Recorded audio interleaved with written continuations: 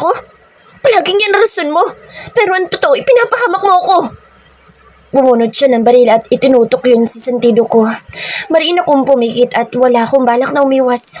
Sa totoo lang magiging masaya ako kung mamamatay ako ngayon para tuluyan ako makatakas sa sakit na kinasasadlakan ko sa napakahabang panahon dahil nagmahal ako ng totoo. Papatayin kita! Galit na galit pa rin siya.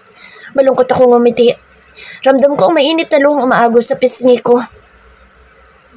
Hindi mo na kailangan gumamit ng baril para patayin ako. Dahil ang katotohanan ng may mahal kang iba, sapat na para unti-unti akong mamatay. Naibulong ko ang tahimik kong pag-iyak at nauwi sa paghikbi hanggang sa naging hagulhol na. Itinakip ko ang kamay ko sa bibig ko para hindi na lumakas pa iyon. Nakatutok pa rin ang baril niya sa ulo ko. Kahit sa huling pagkakataon lang, gusto kong sabihin sa kanya ang lahat. Ngayon ko lang gagawin ito dahil noon panay lang okay ang sagot ko sa lahat ng sabihin niya.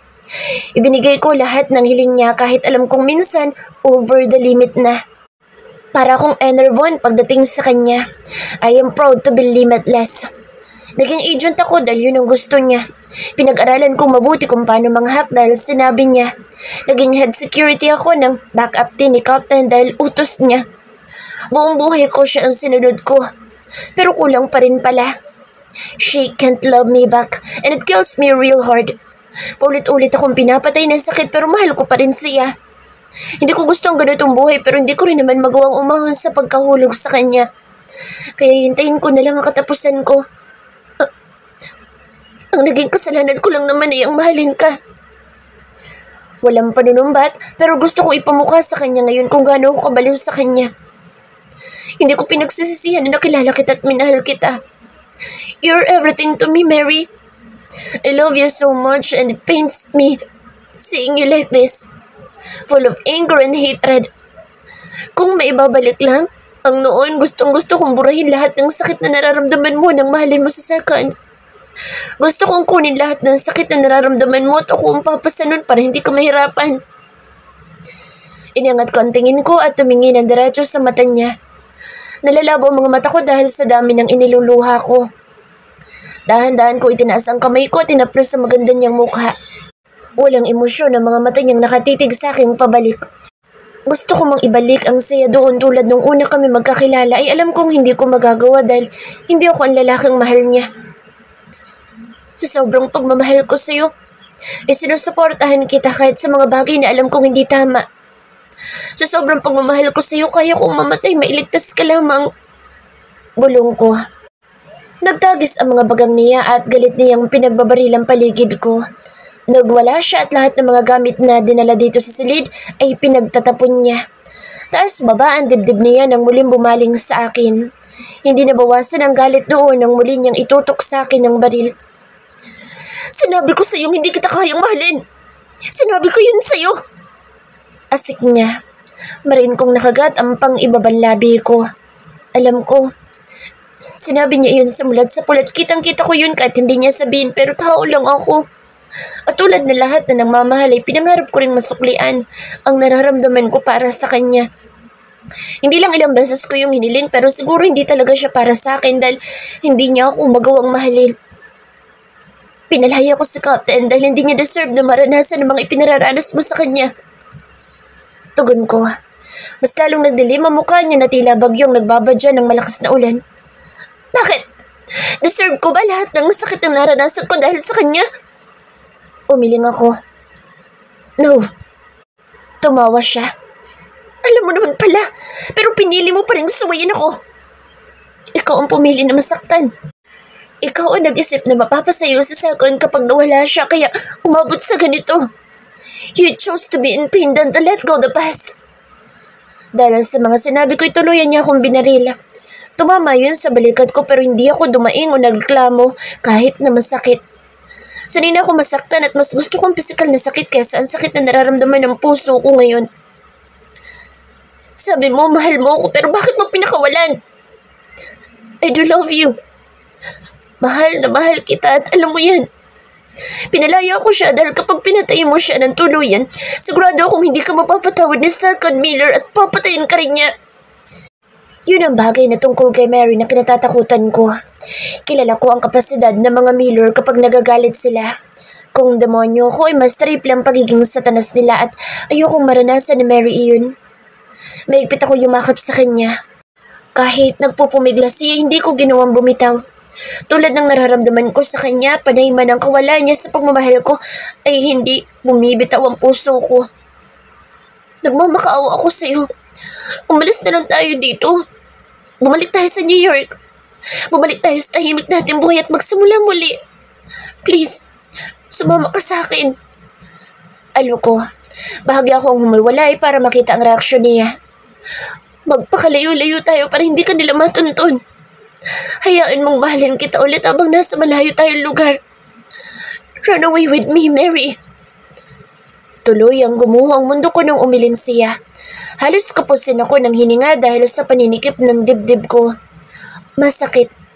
Masakit na masakit na masakit. Masakit. Sobrang sakit. Napakasakit. Hindi may paliwanag na sakit ang lumukob sa buong pagkatao ko sa simpleng iling na iyon. No, hindi ako aalis kasama ka. Tatapusin ko ang sinimulan ko. I don't love you and I can't run away with you this time. Matatag niyang sagot. Naikuyom ko ang kamao ko para kumuha ng lakas sa sarili ko dahil para akong mabubuwal. Mula sa pagkakatayo, dahil sa tila mga patalim na mga salitang lumabas sa bibig niya. Pero hindi pa rin ako susuko. Hinawakan ko ng masuyo magkabila niyang palad habang hindi ko inaalis sa mga mata sa pagkakatitig sa kanya. Kahit awa na lang ang maging dahilan ng pagsama niya sa akin ay malugod kong tatanggapin. Sumama ka sa akin. Parang awa mo na. Mapapahama ka kapag nagtagal ka dito. Lumuhod ako. Pangalawang beses na ako lumuhod ngayong araw pero hindi itong unang beses na lumuhod ako sa harap niya. Napakaraming beses na pero iisa ang dahilan. Ang manatili siya sa tabi ko. Lumuhod din ako noon nang malaman niyang pinatakas ko sa second at kulang na lang patayin niya ako. Ang naranasan ng second at captain sa kanya ay naranasan ko rin. Ang totoo mas malala pa doon ang pinagkaiba lang ay willing kong tinanggap ang sobrang sakit na dulot noon para lang mapatawad niya ako sa nagawa ko at hindi niya ako iwan. I am a masochist. I am a martyr. Hindi lang mga babae ang martir sa pag-ibig, meron din lalaking tulad ko. Hindi lang balde-balde ang nailuha ko para sa kanya pero heto pa rin ako hanggang ngayon mahal na mahal pa rin siya kahit ang sakit-sakit na. Kahit mamatay ka ngayon sa harapan ko, hindi ako sasama sa iyo. I'm done with you, and I don't need you anymore. Parang bomba yung sumabog sa pagmumukha ko. Dumating na ang araw na pinakakatakutan ko.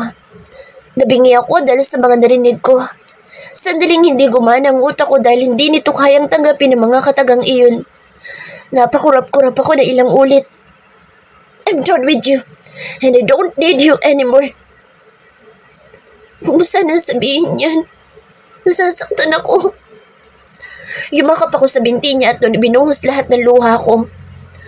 Mamamatay na ata ako. Mamamatay ako, Mary, baby. Mamamatay ako kapag hindi mo na ako gusto sa tabi mo, please. Des naman, huwag ganito. Ayoko, hindi ko kaya. Hanggang sa halos wala na ako may luha, ay nagmamakaawa pa rin ako sa harap niya hanggang sa makarinig kami ng mga putok ng baril sa labas. Natuod ako at agad na napatingin kay Mary na nakatingin na rin sa akin. Itinulak niya ako at inihanda ang baril niya. Demonyo ka, kasalanan mo to! Sumbat niya. Ako? Tulala lang. Nandito na sila. Ibinigay ko ang address kay Second dahil akala ko pagdating nila ay nakaalis na kami ni Mary sa lugar na to pero hindi ko siya nakumbinsi. At ako, nagpahamak sa aming dalawa. Please, guide me, Lord.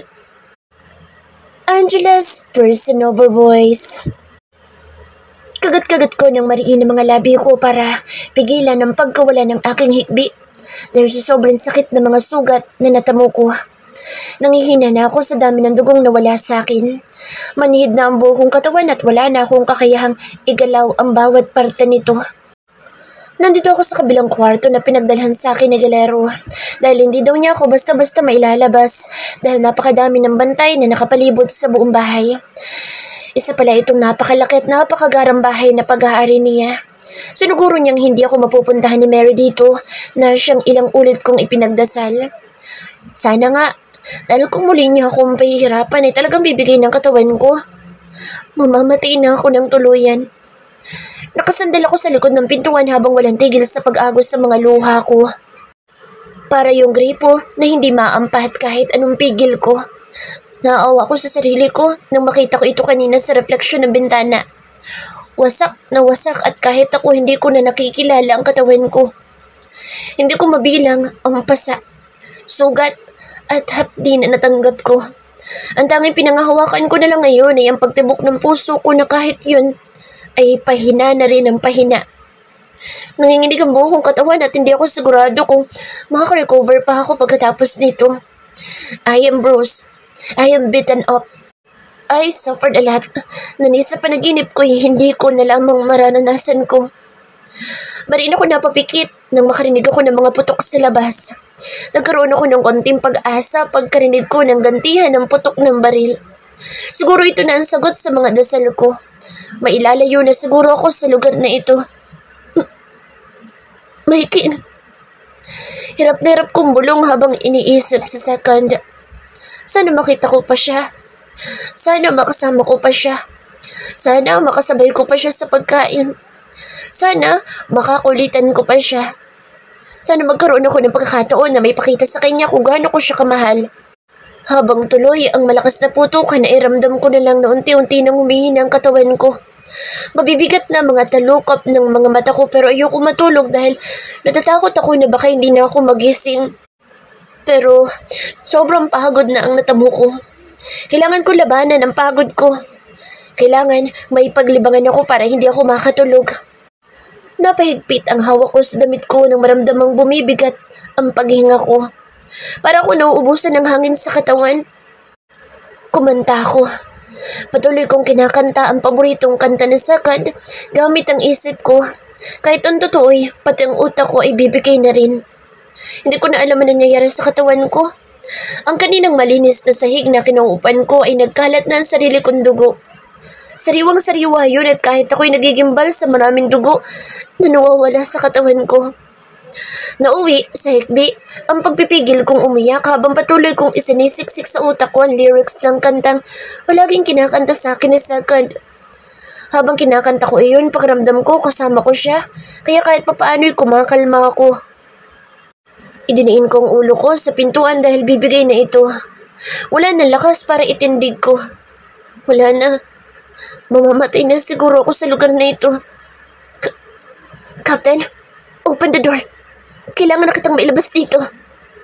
Dinig ko ang familiar na boses ni Galero habang sinasabayan niya iyon ng mga katok sa pinto. Hindi ako nakasagot dahil kahit ang bibig ko hindi ko na alam kung paano ibubuka. Sobrang sakit. Sobrang hapdi. Isa akong kaawa-awang babae na wala ng lakas para labanan ang sumusundo sa aking kamatayan. Captain! Basag ang boses ni Galero. Narinig ko ang pag-click ng doorknob at dahil nakasandal ako sa pinto ay dahan-dahan niya iyong binuksan. So sobrang hina ng katawan ko ay natangay lang ako sa pagbukas niya ng pinto. Chum! Mura niya na makita ang kalagayan ko.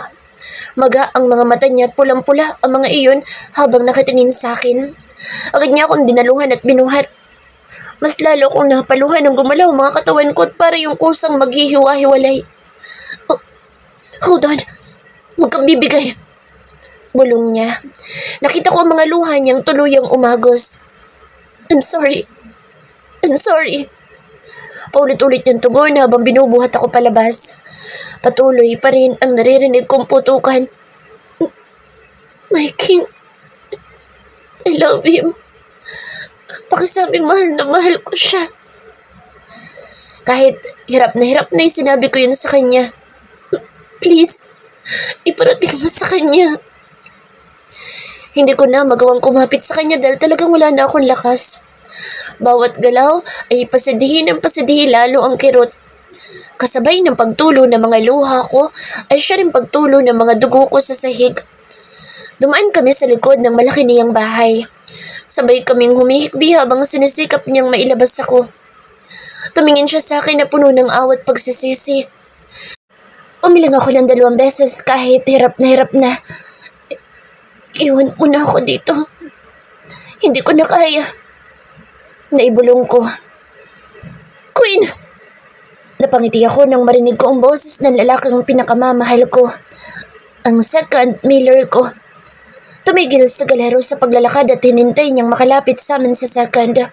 May hawak itong baril at nagpupuyo sa galit pero nang makita ang kalagayan ko ay para siyang mawawala sa katinuan. My queen! Dinig ko agad ang hikbi niya. Mabilis niyang binitawan ang baril na hawak niya at kinuha ako sa mga bisig ni galero. Mahal na mahal kita. Tugon ko. Ilang ulit siyang tumango at bakas ko ang takot sa kanyang mga mata. Alam ko dahil sa itsura ko ay para na akong patay. I love you too. Huwag mo kong iiwan, please. Pagsusumamo niya.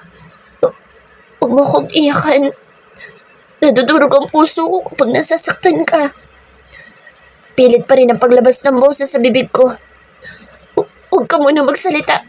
Tutuloy na tayo sa ospital. Anya, dahil nasa bisig niya ako, ay ramdam na ramdam ko ng panginginig niya. Akmang hahakbang na siya na bigla ako makaramdam ng kakaibang sakit sa puson ko. Akala ko manhid na ako sa brutal na pagpapahirap sa akin pero hindi pa pala. Halos mamilipit ako sa labis na sakit sa puson ko. Mahigpit ako napahawak sa balikat ni second dahil parang may dumakot sa laman ng puson ko. Napasigaw ako. Lahat ng kaunting lakas na meron ako'y naibigay ko sa sigaw na iyon. Wala na akong ideya kung gaano karaming binubuhos ko luha habang nakahawak ako sa puson ko. May likido akong naramdaman na lumabas sa puwerta ko at halos mawalan ako ng ulirat nang makapang may dugong lumalabas noon. Queen! Queen! Paulit-ulit na sambit na second habang nakatingin rin sa mga hita ko. Ang tuyong dugo na naroon ay napalitan ng sariwa na nagmula sa pagkababae ko. God, please. No. Sana mali ang iniisip ko. Ang takot na naramdaman ko, triple na nang maalalang halos 1 buwan na akong hindi dinatnan. Nagmamakaawa ko na patingin sa mga mata ni Saka habang patuloy sa paghihilab sa sakit ang puson ko. Labis man ako nangihina, ay alam ko ang nangyari sa katawan ko. Mahigpit ako yumakap kay Sakan. Sorry, hindi ko alam. Bulong ko. Niyakap niya ako habang patuloy sa masaganang pagdaloy ang dugo sa mga hita ko. Hindi ko maisip na galing yun sa mga sugat na ibinigay sa akin ni Mary dahil ang parte ng puso at katawan ko ay hindi niya nasaktan. Mula sa hita hanggang paalang at mula sa kamay hanggang mukha ang napinsala niya pero hindi sa puso at tiyan ko. Namalayan ko na lang na tumatakbo na sa second para ilayo ako sa lugar. Malawak na grassland ang bumungad sa akin. Wala na ako sa tamang pag-iisip. Nasasaktan, naguguluhan, natatakot, nananalangin, nanginginig, hindi ko na alam. Patuloy ako sa paghagulhol habang hawak ko ang puson ko. Ramdam kong may kakaiba doon. Ayokong pangalanan dahil natatakot ako na baka tamang iniisip ko. Hindi malabong mangyari iyon dahil may ilang ulit na nangyari sa amin na second noong nasa isla pa kami. Mary! Nakarinig ako ng sigaw nang nasa kalagitnaan na kami ng grassland. Sigaw ni Galero kasunod ang putok ng barila. Tumigil si Sagan sa pagtakbo at mas lalong humigpit ang pagkakayakab niya sa akin. Hold on, my queen. Bulong niya. Muli siyang naglakad habang buhat-buhat ako samantalang ako'y tuliro na. Bakit nangyayari sa amin ang bagay nito? Kulang pa ba lahat ng paghihirap ko para parusahan kami ng sobra-sobra sa inaakala namin? Hindi ko mapigil ang itanong ang bagay na yun dahil sa sobrang hirap at kaawa-awang sitwasyon namin ngayon. Mahal kita. Bulong na Sakand. Ang takbo niya kanina ay naging mabilis na lakad at naging mahina. Ilang ulit siyang umubo na tila hirap na hirap at kulang pa pala lahat ng pagdurusa namin. Natulala na lamang ako nang makitang may dugong lumalabas sa bibig niya habang pilit na pinipigilan ng pag-ubo. Mahal na mahal kita. Ulit niya. Niyakap niya ako habang parehong masagana ang paglabas ng mga luha namin hanggang sasabay kami bumagsak sa damuhan.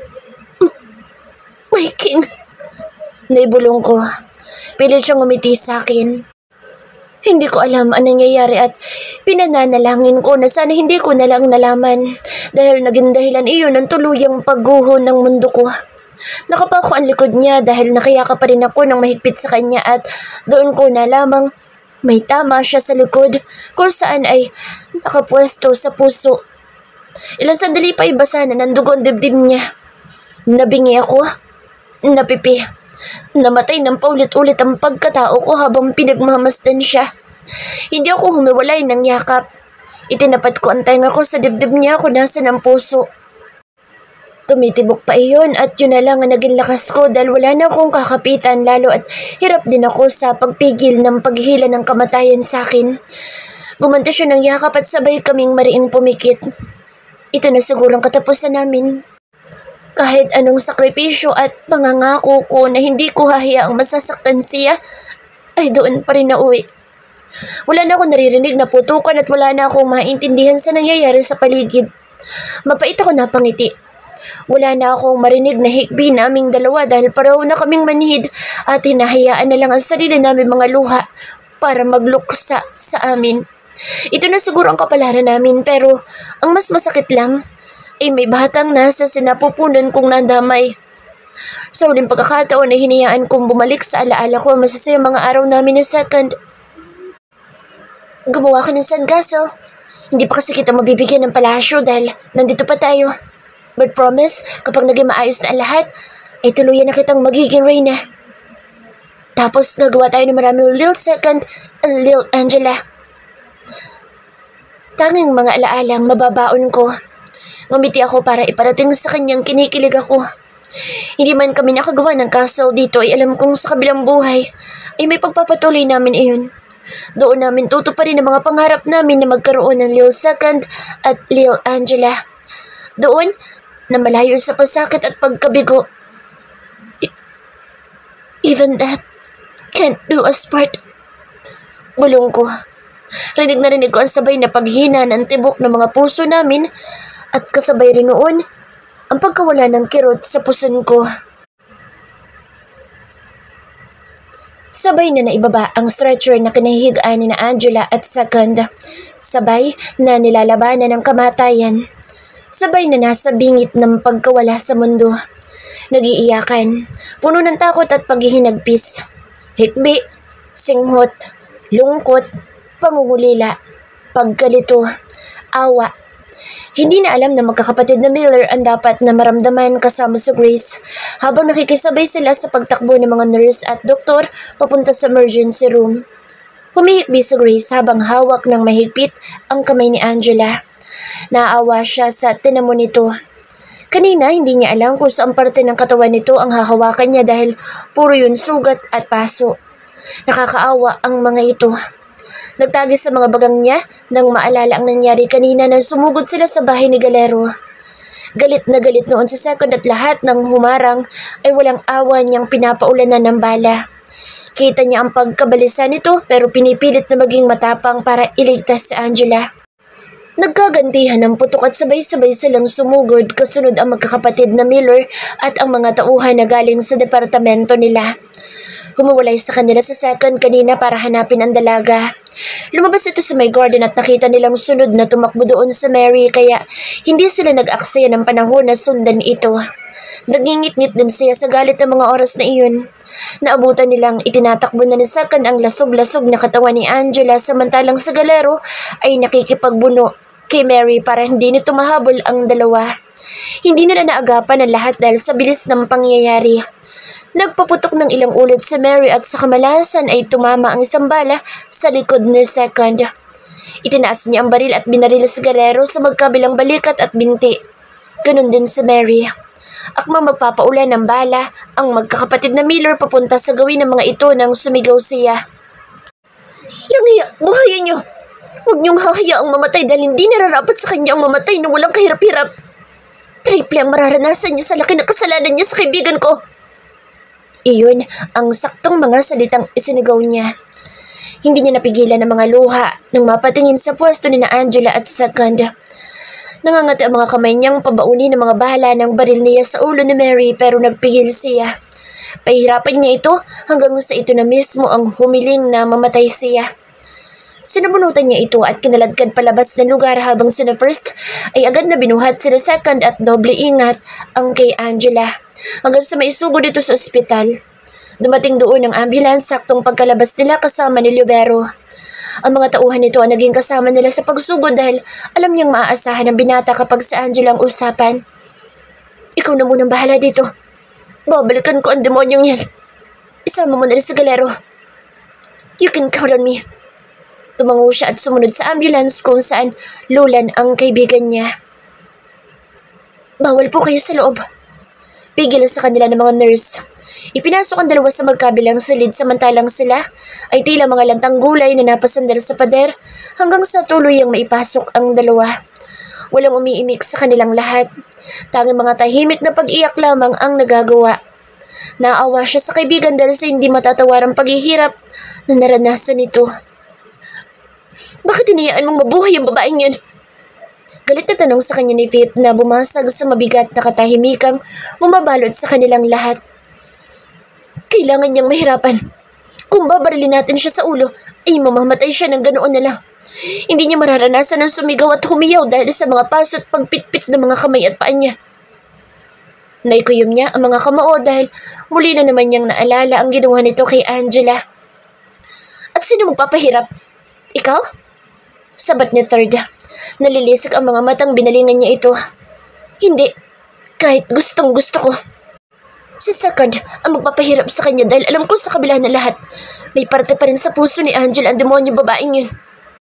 Puro ng pagtitimpi niyang tugon. Muling namayani ang katahimikan pagkatapos niyang sabihin ng mga iyon. Siguradong pasasalamatan pa siya ni Second kapag nalaman nito ang ginawa niyang pagbuhay kay Mary. Mahigit 8 oras silang naghintay. Pare-parehong hindi mapakali sa bawat paggalaw ng kamay ng oras. Lakad dito, lakad doon. Kabang-kaba ang bawat isa dahil wala silang ideya sa nangyayari sa dalawa. Sinong kamag-anak ni Miss Sanchez? Tanong ng doktora. Para siyang napasong agad na tumayo nang makita ang silid na pinagpasukan kay Angela. Kaibigan niyo po ako, Dok. Anya. Mga bayaw naman kami. Ana Third. Tumangutong ang doktor at napatingin sa kanilang lahat bago ito bahagyang tumikhim. Siguro naaasawa ito sa mga itsura nila. Mga duguan at may mga baril. Agad niyang itinago ang baril bago muling humarap dito. Ganon din ang ginawa ng magkakapatid. Nalinis na talagyan ng gamot ang mga sugat niya ngunit mahina ang tibok ng puso niya dahil na rin sa dami ng dugong nawala sa kanyang katawan. Kaya kailangan iyong salinan upang maging stable ang kanyang lagay. Paliwanag nito. Bakit hindi niyo pasalinan? Iritang tanong niya. Kailangan niya sumailalim sa operasyon.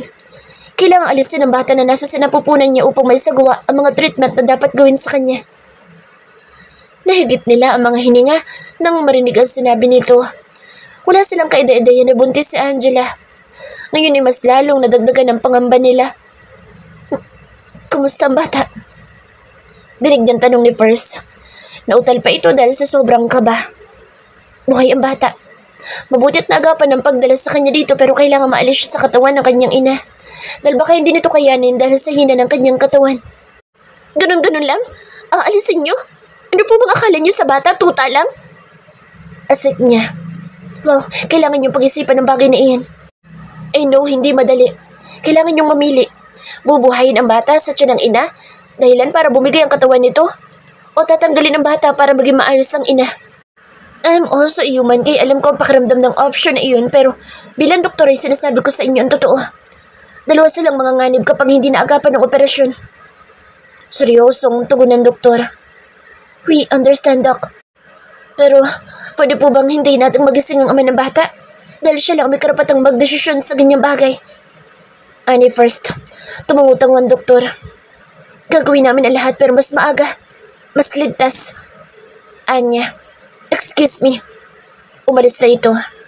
Napahila mo siya sa mukha dahil sa sinabi ng doktor. Buntis ang kaibigan niya at ang tanging paraan para mas madali ang pag-recover nito ay tanggalin ang bata. Napakahirap pagpilian ng bagay na iyon pero may punto ang doktor. Kapag tuluyang bumigay ang katawan ni Angela, dalawa din silang mawawala. Pero kung papayagang alisin ng bata ay malaki ang posibilidad na mabuhay siya at maging ligtas. Nangihina siyang napabalik ng upo, ganun din ang magkakapatid. Ilang oras ulit ang hinintay nila bago lumabas ang doktor na nag-opera kay Sakan para tanggalin ang bala sa dibdib nito. Tinanggal ng doktor ang glove na nasa kamay nito at ang mask bago humarap sa kanila. Kami po mga kapatid. Agad na tugon ni Third. The patient is stable. Naging mahirap nga lang ang operasyon dahil malapit yun sa puso pero pasalamat na lang tayo at hindi mismo doon tumama ang bala. Ililipat na siya sa private room para makapagpahinga. Puntahan niyo na lang doon. Maraming salamat po. Magkapanabay na sagot nilang lahat. Kahit papaano'y gumaan ang loob nila dahil sa magandang balitang iyon pero hindi pa rin magawang lubusang maging masaya dahil hindi pa rin ayos sa Angela. Paano kung matagalan ang paggising ni Kuya? Paano na sa Ate Angela? Tanong ni Seven. Kailangan mapadali ang desisyon pero wala tayong karapatang makialam doon. Ani Fort. Napayuko siya dahil sa sunod-sunod na problema dumadating sa kanila. Hindi niya rin mapigil ang hindi sisihin ang sarili dahil kung sana hindi siya naging pabaya, ay agad niya sanang napuntahan sa Angela at natulungan niya ito. Hindi ito madadala ni Mary kung mas maaga siyang dumating. Where are you going? Takang tanong ni Third. Hindi niya ito nilungon dahil sa sobrang galit. May papatayin. Nagtatagis bagang niyang sagot at malalaki ang hakbang na naglakad palabas ng ospital.